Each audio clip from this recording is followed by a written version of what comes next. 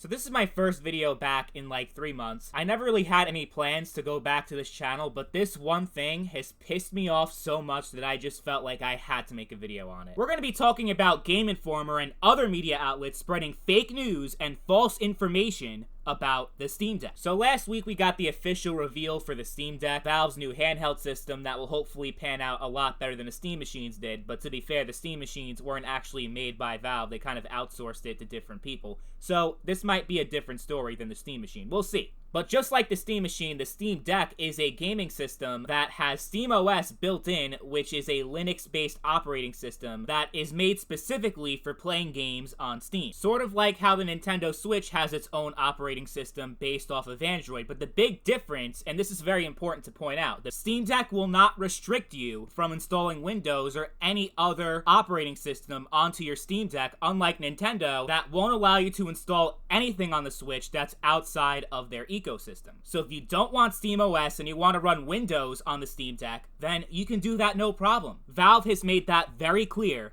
since the beginning. You don't have to worry about not being able to play a game because it's on the Epic Game Store or because it's on some other platform on PC outside of Steam. You can just install Windows and that's the end of that problem. But despite the fact that Valve has stated over and over again that you can install Windows on the Steam Deck and they're not going to restrict you, you can install whatever the fuck you want, that's not stopping these major gaming outlets from spreading fake news and false information about the Steam Deck. They're saying that you can't run certain games on the Steam Deck because it's not compatible with SteamOS. Look at this article from Game Informer. They have a list of games you can't play on the Steam Deck like Apex Legends, Black Desert Online, DayZ, Destiny 2, Paladins, PUBG, Rainbow Six Siege. These are pretty big games that still have a lot of players online in 2021. And a lot of the games on this list, like Destiny 2, PUBG, and Rainbow Six Siege, they're still topping the Steam charts even though they're more than like 5 years old at this point. So it's a pretty big deal if the Steam Deck can't run those games, since that might turn a lot of people away from that platform. Even though the Steam Deck, even if it was true that it can't run all those games, Steam Deck still has a pretty big game library that's at least 100 times larger than a Nintendo Switch, and that's not an exaggeration. There were 10,000 games released on Steam in 2020 alone. But that's not even the point. The point is that these mainstream gaming outlets like Game Informer, Yahoo, and all these other websites, they're deliberately spreading false information when they say that you can't run these games on the Steam Deck at all, because it's simply not true.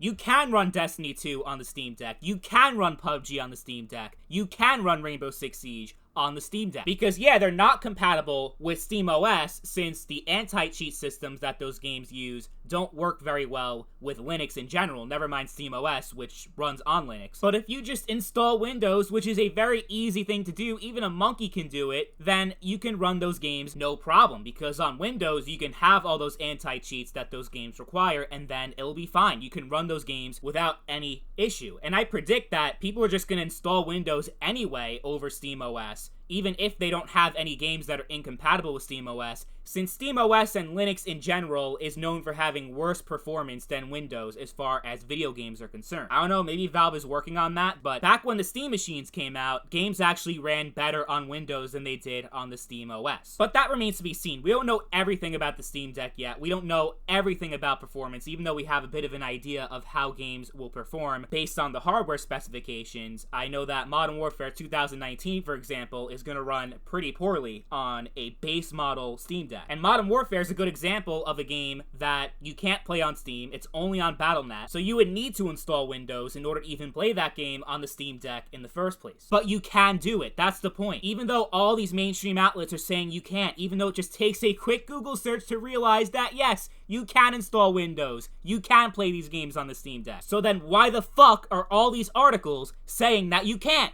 These are supposed to be reputable sources like Game Informer. I trusted Game Informer most of my life. I read the Game Informer magazine every single month back when people actually read magazines. At one point, they were a very reliable source. What the fuck happened to them? What's even worse is that in the Game Informer article, they say, who knows, maybe Valve will look into a Windows option in the future. They don't even fucking know what they're talking about, and they're getting paid to write articles to inform people about video games. They don't even fucking know the information themselves. You can install Windows on the Steam Deck. Like, what the fuck is wrong with these people? And why are they still in business is the better question. Well, that's the thing. Maybe Game Informer is deliberately misinforming its readers. Because just like all the other websites that are spreading the same exact lies about the Steam Deck, they've been losing a lot of money over the years because there's been a shift in how people consume their media and how people get their news. Obviously, Game Informer took the biggest hit out of all these websites because they were originally a magazine, a print magazine outlet. And they still sell their magazines, but the problem is people don't want to pay any amount of money for information anymore. It's just not a thing that people do because the internet provides such easily accessible information, which wasn't the case back in the late 90s and early 2000s, where magazines were really the only way to get gaming news. So obviously, as the internet rose more in popularity and people got their information much easier and for free, Game Informer in particular took a huge financial hit. So they've been trying to transition more into the digital media space. That's why they're trying to sell their magazines digitally, and they're having articles online, kind of like IGN and GameSpot,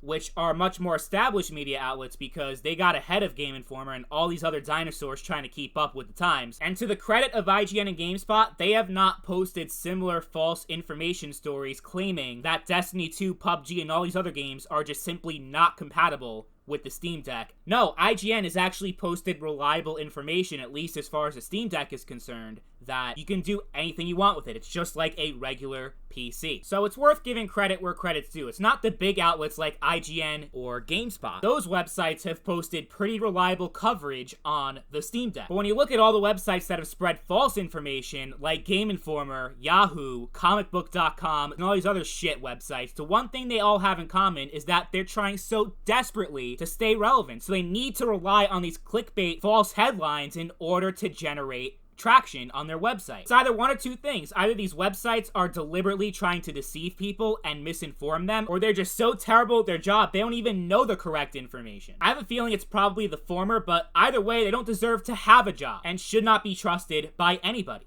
I mean, look at these two articles side by side between Game Informer and Game Ranks. I feel like I'm traveling in multiple fucking dimensions. It's like an episode of Loki. What the fuck is this? You have one outlet saying one thing and the other one saying the exact opposite. And that's not good because people are supposed to go online and be able to trust these websites when making a big purchasing decision like buying a brand new gaming system, because that's a big money commitment. The cheapest model's like $400 and the most expensive one is $650. So before people put down money like that, they deserve to have the most accurate and reliable information about the Steam Deck. But unfortunately, these websites like Game Informer, they're just not providing the right information. And unfortunately, that might lead to a lot of people deciding not to buy the Steam Deck based off of false pretenses that you can't install Windows. And it's just simply not true. And these websites like Game Informer need to be called out for that shit, because they're doing a huge disservice to everybody, to the consumer, to Valve, and to other game journalists that actually work hard and try their best to provide the most accurate and reliable information possible. Because right now, Game Informer and all these other websites are leaving a shit stain on the profession that needs to be cleaned up as soon as possible. I hope they all post retractions on their false articles, but they probably won't, because there's a good chance they knew what they were doing from the beginning in misleading people. They figured they'll make more money in the long run spreading lies and fake news than actually telling the truth, which is a very depressing thing to think about, but that's kind of par for the course in all of media these days, making money spreading lies. So I thought it was important to make a video about this, coming out of my YouTube retirement just to talk about this. I don't know when I'm going to make my next video. I don't know if there's going to be a next video, because I'm not sure if people even want me back. Doesn't seem like a lot of people missed me in the first place. Probably because I'm kind of a dick, but we'll see how the future goes. For now, thank you all for watching, and I'll maybe catch you guys later sometime.